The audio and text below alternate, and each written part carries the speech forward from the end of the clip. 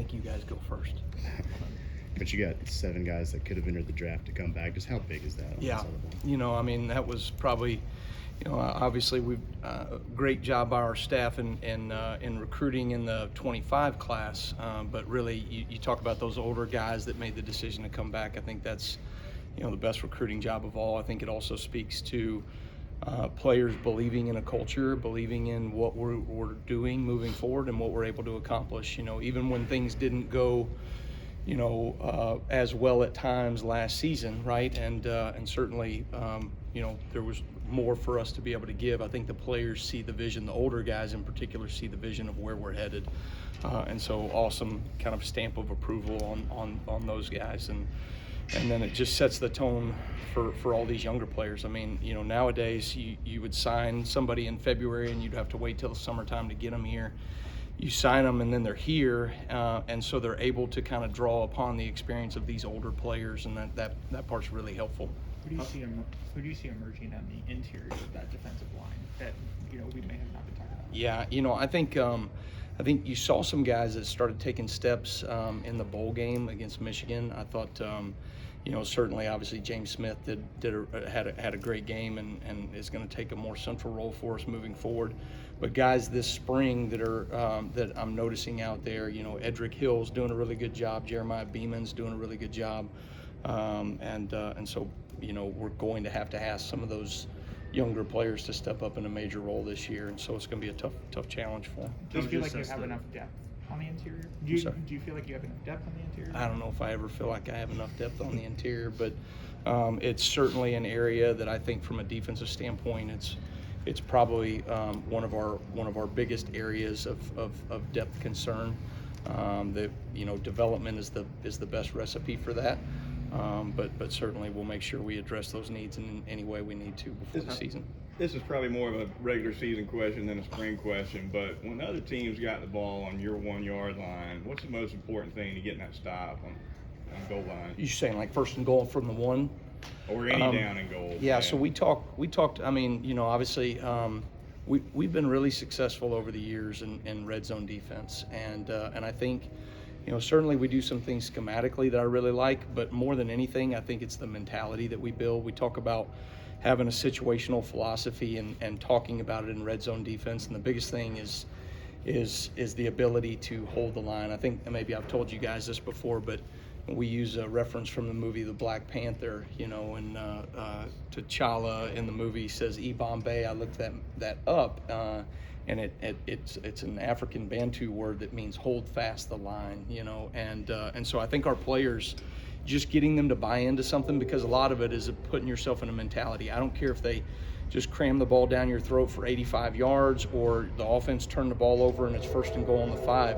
It's a mentality that you have to find a way to get a stop there. I showed the guys this morning, great example of LSU. You know, they break a big run against us. It's first and goal on the 5 yard line. We get off the field, we get a stop, we hold them to a field goal. They don't score a touchdown until a minute left in the game, right? So just that mentality, how important it is to have a never quit.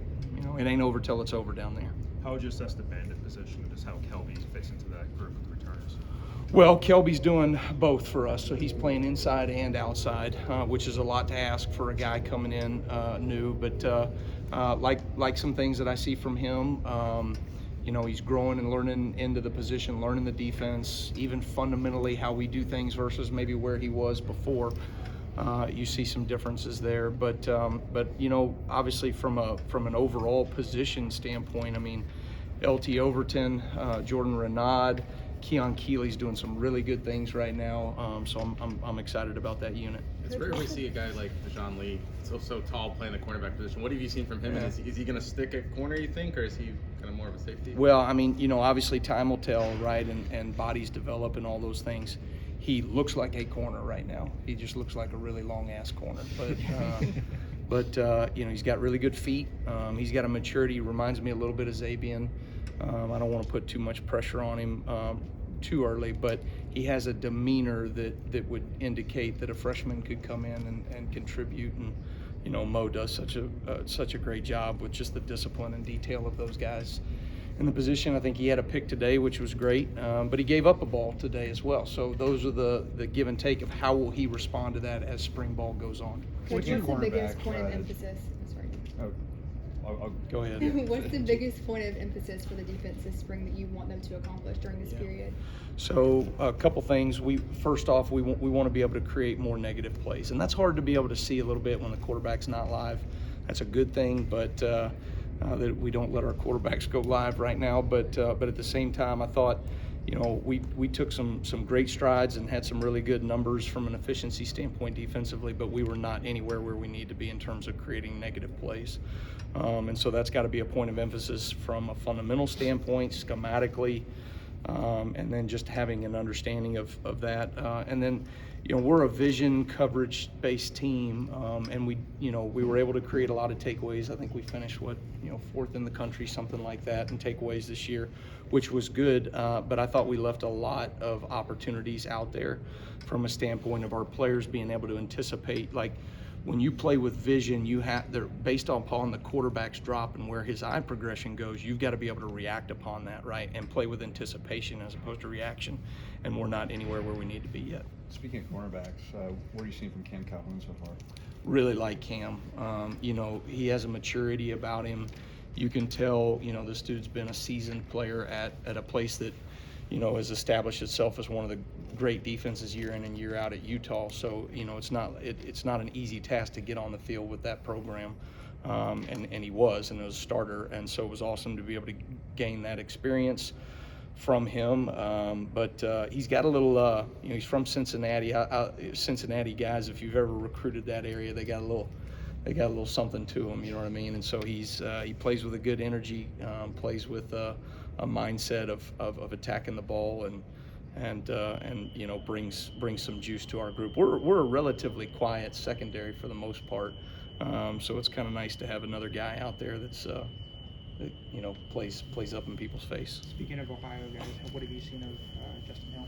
Kind of his Yeah, transition? Justin, another young guy that is just, he's got a maturity about him. I mean, some of these freshmen, it amazes me. I think about, like, where was I in the headspace at 18 years old about my freshman year in college at the University of Arkansas? I wasn't anywhere close to what some of these guys are in terms of, athletically, obviously, but more so from a standpoint of just their mentality, you know what I mean? And these guys come with a mentality, they're ready to work, and you see it. I walk down the defensive staff room, and there's freshmen in every single coach's office, and that's a testament to our coaches, but it's also a testament to those freshmen. Justin Hill's a great example of that. It seems like LT came like a fingernail away from like 5 sacks last season. He's Yeah. gotten the pressures, hasn't gotten to the quarterback. Where do you see him in terms of taking that next step? Well, I think I got to do some things to help him out, right? There's some emphasis points of just, we talk about it all the time. If we can get indicators that there's a pass, all of our calls have a mentality that when we recognize pass, we might run a pattern and a blitz where we step on the toes of the guard and then work into the A gap, right? Or widen yourselves out a little bit as a pass rusher. So just those little nuance pieces, we're going to try to work those things, give them a chance to go cut it loose off the edge. I've said this before, LT's one of the best on-body rushers I've seen. So he does a really good job when he's on body of being able to take those little twists and moves and hand placement and footwork and all that stuff. And I think him just taking that next step and us making it as a point of emphasis, hopefully, those quarterback hurries turn into to sacks. What did you Last learn two about your questions. defense last year, and what's the next step for the unit? Just overall, where can it go? Well, I think when you look at a young group of guys, and this starts with me, right? My first year here, and I think the biggest experience that we can all gain from last season is there has to be a sense of urgency to do the same high-level job every single day. And I don't think it was malicious by anybody from a standpoint of, maybe you have a good day here or your focus here or walking into this game versus that game. But when you have success, it should breed a sense of urgency to create more success for you. And I don't think we handled success well as a team collectively, and I think that hurt us on the field. It obviously hurt us on the field. And so those are the things that, what you want to try to build in these young players is understanding that take the experiences you've had and apply them to have a sense of urgency, not a panic, but a sense of urgency to attack every single rep over and over and over again. And I think that to me is what has kept us from being great a year ago. How would you assess the Husky position right now? Yeah, I think Day was coming back from a little injury, so he's been out a little bit. Just now getting to see him a little bit there, going through individual and stuff. Been really impressed with Dre Kirkpatrick. He's doing some really good things, and then we've got a fairly deep secondary, and so there's a lot of positional crossover. So right now it's trying to figure out, once we come back from spring break, who are the guys that we're going to try to get a few extra reps at that nickel position, Husky position, and try to build depth for us as a defense, which is something that we did not have in the secondary, a year ago, and really that hurts you, right, when you're in games like Tennessee and all of a sudden our 1 and 2 Husky go down, and then our 3 Husky goes down, and somebody else is in there, and so we need to try to build that overlap. Thanks, Coach. All right, thanks, guys.